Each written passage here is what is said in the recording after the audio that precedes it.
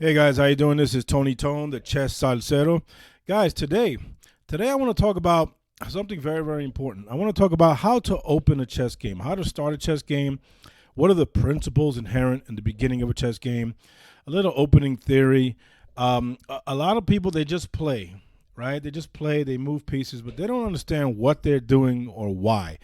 Knowing how to move the pieces is one thing, and that's great. Knowing what to do with the pieces is an entirely different universe. I mean, it's a different solar system. This game is about how do you say? It's about learning to attain a deeper understanding of what you're doing versus your opponent. He who knows more than your opponent usually wins the game. So I'm going to go over some general opening principles. I'm going to show you a game, one of my games.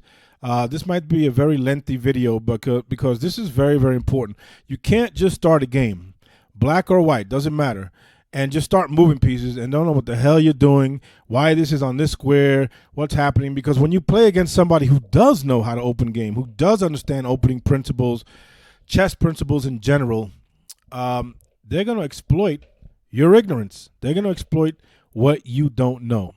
So let's go over a few things. Excuse me.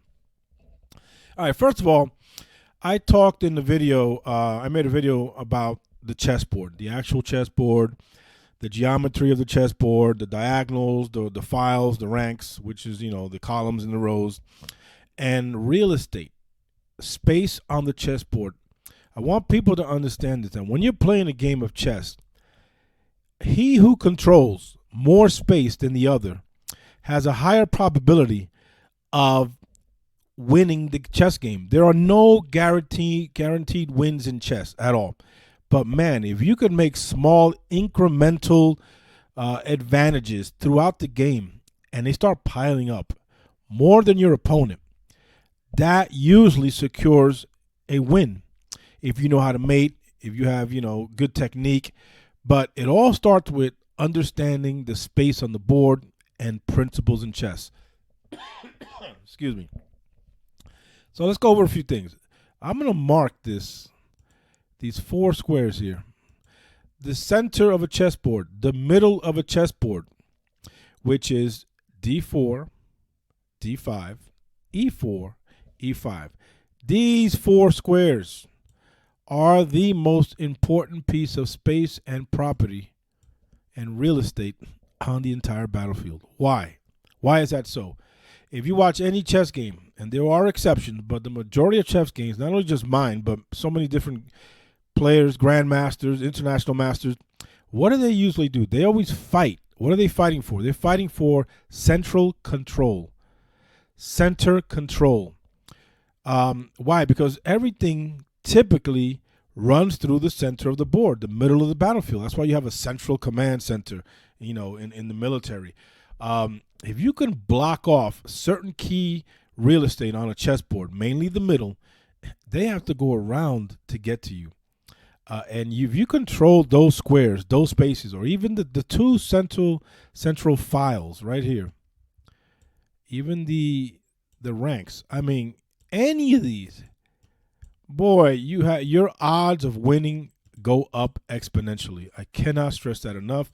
You want to make this a habit in your game. You want to start literally every single game of chess you play, your entire life. I don't care if you start at 8 years old and you go to 80. Every game, you should start, with some rare exceptions, with the fight for the center of the board. So let's go over some of this stuff and understand why. If I move this pawn here, my first move, I move E4. This is already controlling this square, it's controlling this square, and it's controlling the square it stands on. And let's say he moves some move like this, which has no influence at all towards the center of the board. What do I mean? If he were here and he went here, look at this. He's influencing, he's controlling these 2 squares in the middle just by moving his knight out to C6. But he goes here, and they say there's a chess term that says a knight on the rim is grim. Why? Because it doesn't control that many squares. This guy only controls 2 squares in the one he came from. If you put him in the middle, it has more central control. If you put anything, if you centralize any piece, if you put a queen here in the middle, right? This baby here controls everything in every direction. It has more scope, more range, more power, more reach, more influence. Any piece in the middle. So you always want to try to centralize your pieces throughout the game because they have more power there.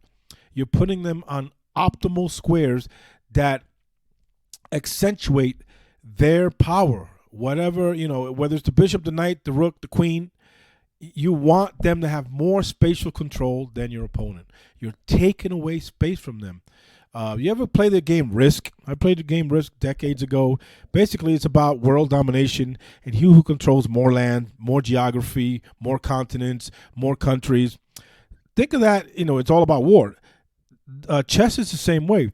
Spatial control is one of the main ways to control a chess game. There are many other advantages in chess.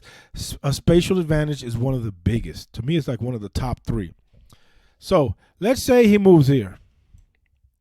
Guys, if you notice in all of my videos, you're gonna get a lot of knowledge from me. I want to pump your brains with knowledge, and then even more knowledge. Why? Because you have to understand what you're doing. You can't just move a piece for the sake of moving a piece, and there's no reason behind it. There's no why. Every piece you move, from move 1 to the end of the game, I don't care if the game takes 5 days to finish or 2 minutes, blitz or bullet. Every move, every piece must have a purpose, a reason, and a why. If it doesn't, it's based on ignorance. You're just moving a piece for the hell of it. Let's just move here. This looks cool.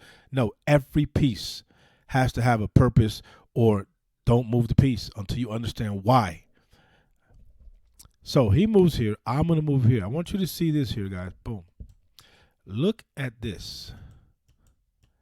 I control all of this real estate in the middle of the board. 1, 2, 3, 4. The piece, the square he's on, and the square he's on. 4, 5, 6 squares. You know what he controls? 1. Why didn't I include this square? Because if he would have moved here this night, I take him because I control the square. It's about control of property, control of real estate, control of space.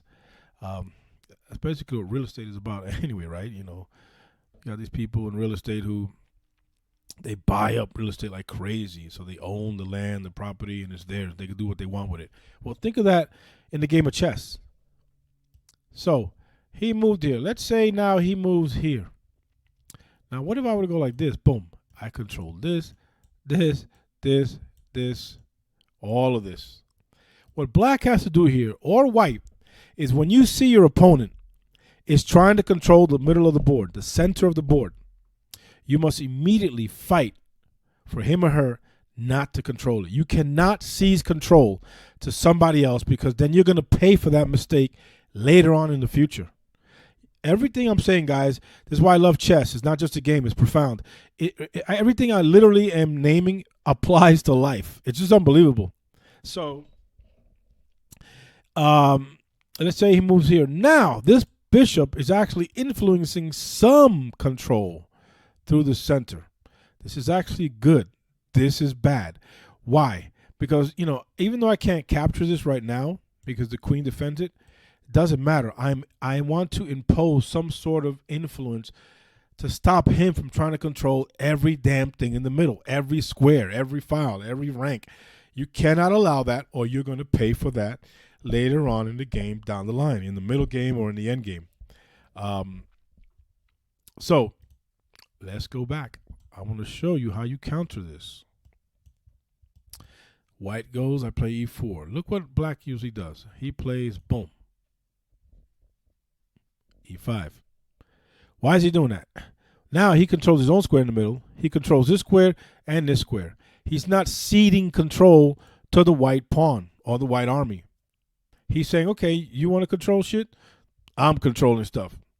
Excuse my French. They are blockaded. Remember, pawns cannot capture each other vertically, up or down. They only capture diagonally. Remember, the pawn, if you look at my pawn basics video, the pawn is the only piece on the entire chessboard that does not capture the way it moves. It does not capture the way it moves. All right, so now I come here. Boom. I'm developing my horse. I'm going to talk about development a lot because development to me is like just absolutely crucial. There are so many chess principles, but there is a static chess principle. Static meaning it never changes. It should never be compromised. You have to do this 100% of the times without exception. And that is the development of your pieces. What does that mean? I don't mean develop your pawns. Development doesn't mean pawns. Bringing the pawns out. You can bring the pawns out, that's great, because you want to establish central control or spatial control. That's great. But when I say development, I mean you need to get your big dog pieces off their back rank, basically off their home. They're on their home square. They're at home chilling, eating popcorn, watching Netflix. They're not going to do you any good. They're not going to have any value to you if they stay at home. You must get them out into the field of play, into the battlefield. If not, your opponent will develop faster than you, have their pieces out conducting, field operations against you. So all of this goes hand in hand. Spatial control in the middle and development of your pieces. So right now, what you're going to do as you continue playing, you get better. You're going to start counting who has a lead in development while simultaneously trying to control the middle of the board. So a lot going on here. It's like a juggler. You're not just juggling 2 or 3 balls. You're juggling like 100+ balls in the game of chess. It's the ultimate multi-function, simultaneous brain activity. There's a lot going on. So I developed the knight, and I'm putting pressure on this pawn that black came out with. This is called a hanging piece. Anything, when you say the word hang or hanging, that means it's free for the taking. In other words, no one's protecting it. If this pawn were here, he's protecting this pawn is no longer hanging. But who's protecting? The king can't protect this pawn because the king can't move this far. The king only moves 1 square at a time. That, if you look at my king video, you'll understand that. So black has to do something about this. There's already a fight for the center of the board and a lead in development. And right now, at this moment, because every single piece that you move changes the entire scope and complexity and dynamic of the game, piece by piece by piece, as you're playing the game. So now he has to reply, respond, and react to what I just did. Okay? I'm attacking his piece. So let's say he comes here. Now what is he doing? He develops his knight, which is great. So now it's 1-1. I had a lead in development, 1-0. I have 1 knight out. He has nothing. But now he just equaled that, and now we are equal in development. And on top of it, he protected his pawn, and I cannot take it. So this is kind of symmetrical. So I want you to understand that in the mind of a chess player, right now, there's already a fight going on already from move 2. Because black is contesting control of the center that I want to control, as he should. Then now let's say I go here. Boom. Whoa. This is an aggressive move. This is called a Scotch game. And basically, what am I saying here? I am attacking this pawn once and twice. He's defending it only once. So in this little skirmish, this little battle, I would win that. Why? Because 2 is more than 1. As you're playing chess, you're going to be doing these small little calculations. And your calculations are going to grow longer and longer as you get better. But, you know, there's math in chess. And there's geometry in chess. And there's science in chess, and there's a whole bunch of different things, and art and sport, you name it, and creativeness. But I am already saying, you know what? I don't want you to control this square. I want control of it. What are you going to do about it? It's like a fight. It's already a fight going on. So what is black? How is black going to respond? So 1, 2. In chess, you must count the defends versus the attacks.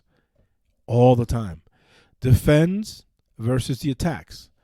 Okay, white is defending this piece twice.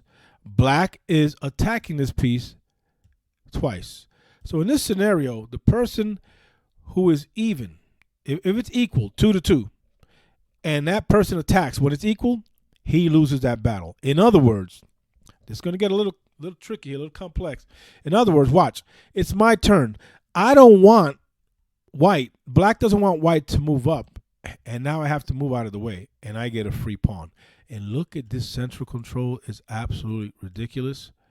I control all these damn squares, right? Just off of that. So black is trying to prevent this from jump from the very opening of the game, because he knows if he allows this, later on is going to be hell for him to pay, because he allowed this early. This is like life's decisions. Here we go again with chess is life. You got to think of things ahead of time so you don't have to deal with some drama or problems or issue later on, a month from now, a year from now, whenever, because you made the right decision now.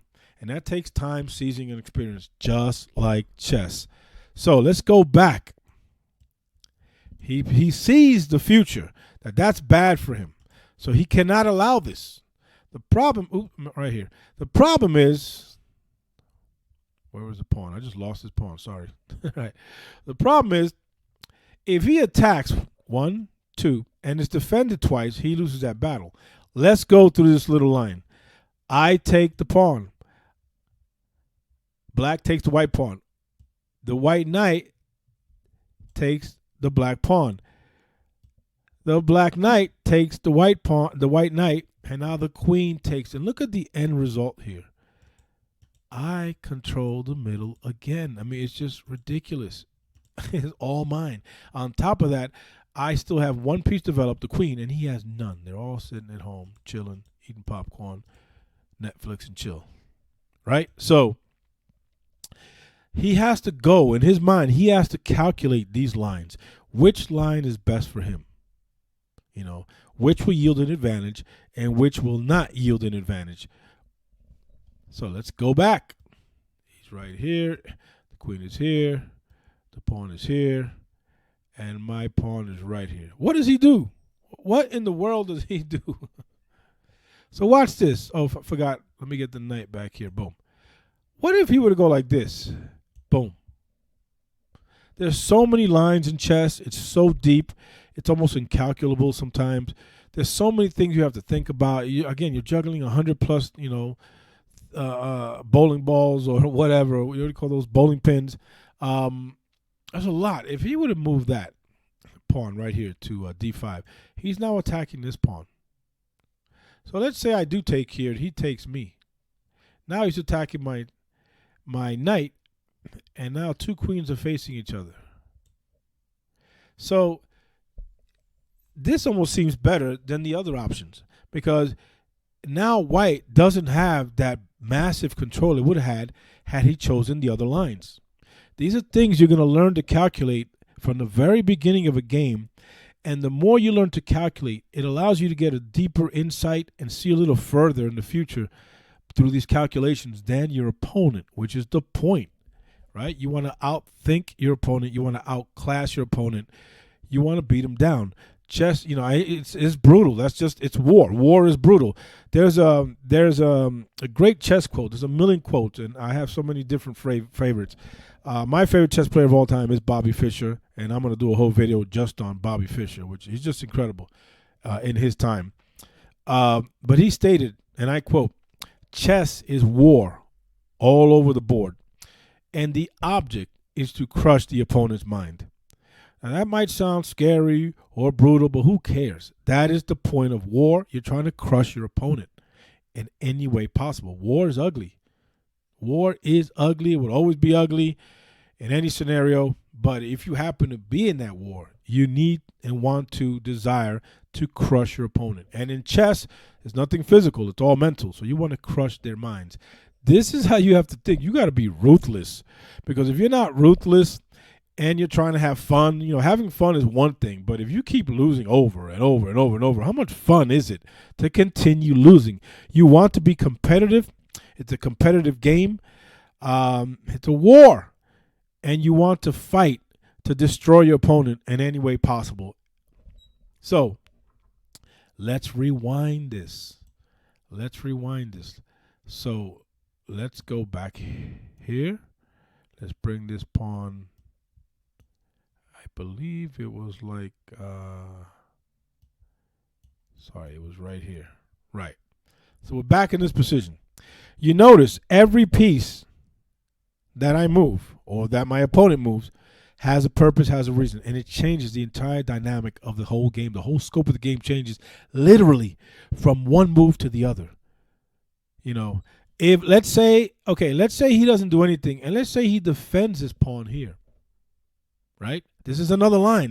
There are endless lines here, and then I move up the pawn here. Now let's calculate this. He still controls this square. We're fighting for control of that square because we both hit and defended 2 times each. So no one really owns it. It's still being fought for control. But now when I move up, this pawn here to d5, attacking the knight on c6, he can't just let me take him. He has to respond. He has to do something. His options are to move here, to move back home where he came from, or to move here. Right? Or he can actually jump right in here because he's protected by the pawn. Now here's the problem. Let's calculate this line real quick. How many times is the knight defended? Remember, you have to do these small little math calculations, addition and subtraction, when you're calculating a small skirmish or battle, which is what this is right now. He has 1 defend. Remember, you must count, add, and subtract defends versus attacks. In this scenario, he has 1 defend, but I have 2 attacks. So if he were to do that, I'm definitely going to take him. He has to take me back, and then I take him. This is bad for black. Why? Look at the central control. He doesn't have anybody developed. I have a queen developed. I have 2 pieces in the middle heading down to the promotion square. This is bad. I control. I control. I control. I control. I control. I mean, it's ridiculous. He has no influence or presence in the middle of the board, mainly the 4 squares in the middle and the 2 files, which are I told you earlier, the most important real estate on a chessboard, the most important space on a battlefield on a chessboard. So this is bad for him. I'm going to come back here, bring this back. I'm going to show you one last example, and then I'm going to go show you the third principle. There are 3 main principles that you have to open with every single time you play a chess game, almost exclusively, I mean 99.9% of the times, with that rare exception. And when there is an exception, there has to be an incredibly great purpose and reason for an exception, for you to execute that exception. But for the most part, 99% of all games are you can watch any grandmaster game, any world champion games from current to the past years. They all are trying to establish control in the center of the board. Literally, it's just like the normal principle pattern. So the last thing I'm going to do is you don't really ever want to go back home. I mean, again, there are exceptions to everything. But if you go back home, now you're underdeveloping, and now you have no pieces developed, and you give me time to catch up to develop another piece. So if he were to go back, okay, now he's sitting there, he's back home doing nothing. I mean, just look at this. I own this, I own that, I own this. I mean, Jesus, all this. You're losing. This is how you judge a chess game, piece by piece, move by move, whether who has an advantage. And it's like a volley in tennis. He'll hit, Federer will hit a shot, and he looks like he has, his opponent on the run, but then his opponent hits a great shot back, and it's a volley of advantage versus disadvantage. Right now, this volley, the advantage is definitely white because he forced black to move back. Okay, so but then I would develop. How can you even develop this? Point is, I have a piece developed. Everybody's sitting at home. I control the damn middle all over the place. It's just ridiculous. I have central control, a lead in development, which gives me an advantage. I'm not saying that I'm going to win this game. We don't know yet because it's too early in the game. But my odds have gone up exponentially because I have followed opening chess principles, which are a major advantage against someone who doesn't know about those principles. So now let's bring everything back. I have a cat behind me. My cat over here just walked in the room. So if you hear her meowing, that's her. I might teach her chess as well. So anyway, so I'm gonna put everything back. I just gave you an example, guys and gals, of how you open a chess game to gain an advantage out of it versus your opponent. The very last thing I want you guys to understand, I have three main opening principles. Grandmasters will tell you this because I study the GMs and the IMs and the FMs and the masters and the experts, you name it.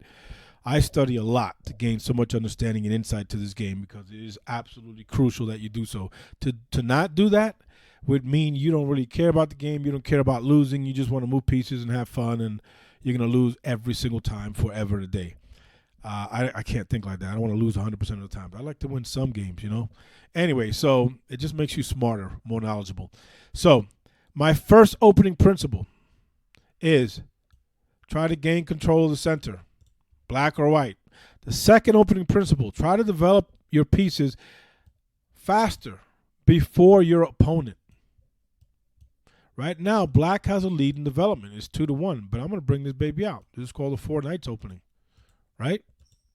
So as we continue playing, you're going to count the number of times who has a lead in development. Since black unfortunately goes second in the game of chess, they're always behind. They're always playing catch up. And one of the best things in chess is having the next move. Why? Because you get to have a lead in time, development, and lead in anything. And so that's so important. So let's say he moves here. Now look at this. He has 3. Now I'm going to move this here. And we have 3. Now here's my third chess principle. Excuse me. I did a video on the king and castling. I sincerely suggest that you go watch it. It breaks a lot of stuff down about castling, when to castle, how to execute that special move only for the king, and why you even have to castle. And that's my third chess principle. If you castle early. So the requirements are simple. I'm going to go through this really quick because I have a video on this. The king has never moved, the rook has never moved, and no one's in between them. So now you can actually castle. You go over 2, and you bring the rook over. And look, I have the same opportunity here. So I'm going to go over 2, and the rook comes over here. So, we got 1, 2, 3, 4 pieces developed because the rook came off the home square. Excuse me. And now it's developed. That's 1, 2, 3, 4 versus 1, 2, 3, 4. So it's equal in development. But I'm not going to go any further on this. I just want to make a point that you must try to accomplish in every game you play forever, with rare exceptions: development, spatial control the middle, the center of the game of a chessboard, and castling. And why do you castle? You castle early as you can. Why? Because it allows you to start getting your pieces out into the battlefield while your king is safe. There's nothing more important in the game of chess than king safety. If you go out there like a maniac and start attacking and going crazy, you bring the queen out and do all this stuff, but you just, who cares about the king? You just leave the king over there by himself to defend himself. It's a recipe for losing. You must safeguard your king and then go conduct operations accordingly and try to win. And then towards the end game and later on, the king is actually a fighting piece. You can actually use it to help you win way deep in the game. Excuse me. So, guys, that's basically it. I went through a lot of stuff here, and I know some of this might be a little over your heads, especially for beginners. But, guys, learn this stuff. Learn it. Retain it. Use it. Because, believe me, if someone doesn't know this stuff, I mean, you're going to have an easy time winning against them. I've played against people. I play against 1 billion people. And the ones that I recognize from opening a game that violate opening principles, I already know in my brain that I'm not going to reveal. I already know I got this game in the bag. They're not respecting or, excuse me, they're not understanding, or maybe they don't even know the opening principles of a game. There are principles throughout the game, middle game, the end game, tactics, you name it. But in opening a game, you must adhere to these principles. You don't have to, but what happened is you're putting yourself in a disadvantaged position, and someone who knows the principles will exploit you and will take advantage of you because you don't know what they know. There are some people that I know that will remain nameless, family members, co-workers, friends that I play, and they never know, even though I keep telling them, you need to understand these principles. So they keep violating them, and they keep losing and losing and losing and losing. And I'm trying to help them understand, dude, if you don't do this, this is what's going to happen. If you don't, they want to just go nuts. You can't just go nuts. You have to adhere to some rules. Then you can get crazy and creative and all. But if you violate just the foundational aspects of the game of chess and the principles about it, there's a reason they're principles. Then you are putting yourself in a world of hurt against somebody who's going to exploit that against you and knows more than you. And you'll never know why you keep losing. You'll never understand why. So, guys, I hope you enjoyed this video. Please subscribe and like. I just started my YouTube channel, this chess.salcedo27 on YouTube. I'm very passionate about this game, as you're going to see as I continue doing videos over and over and over. I'm going to be doing another video on game reviews. I have a folder, a playlist on YouTube called Beginners. I'm going to have one called Intermediate and one called Advanced. So you can go through different videos based on where you're at in your chess game and your chess education. And I'm going to be doing some game reviews where I go over my games, whether I won or lost, and I'm going to explain. And it might go over your head, it doesn't matter, but it's good to do what's called postmortems, where you actually review after a game ends what you did right and especially what you did wrong, so you could correct those mistakes and not make them in the future. And one of the biggest mistakes, I'm going to leave you with this, that you can make in the game of chess is continuously violating chess principles in any phase of the game. One of the beauties of this game, even like life, is learning. As you get better, more seasoned, more experienced, here's the key. Learning when to violate what principle at what time in a given position. Ooh, once you learn that, as you get better and better and better, your chess knowledge goes through the roof, but you have to get to that point. It takes a lot of time. I'm establishing here a foundational aspect for you. You cannot build a building on a weak structure, and then when you put stuff on top of it, the whole building collapses a year or two later or whatever. Architects know this, engineers. You can't. You have to have a strong foundation, and if you don't understand this stuff, it's going to hurt your game later on. Because you just want to play and have fun and do fireworks tactics, and you want to just move pieces without knowing what the hell you're doing. You must understand these foundational aspects of everything that I'm teaching here to really grow and get better. I play so many different people, and the more I play them, it could be a month later, a year later, 3 years later, I can tell whether he or she has progressed in that time. And the saddest thing is that in many instances, a lot of these people that I play, they haven't progressed. Just for a lot of different reasons. They have a life. I have my life, but I have a passion for this, so I'm constantly trying to understand things deeper and learn more constantly. Chess is just a wealth of knowledge. It's endless. There's another quote that says, "Life is too short for chess." That's why I love this game. It's infinite in its knowledge, and that passion, that love, that desire, that will to become better, a seeker of knowledge, really helps you become really good and expert or even great at whatever field it is that you choose in life. And chess is the epitome of that. So anyway, I'm going to leave you guys with that. Thank you guys for watching. Please follow and subscribe. And this is Tony Tone. I am out. Peace.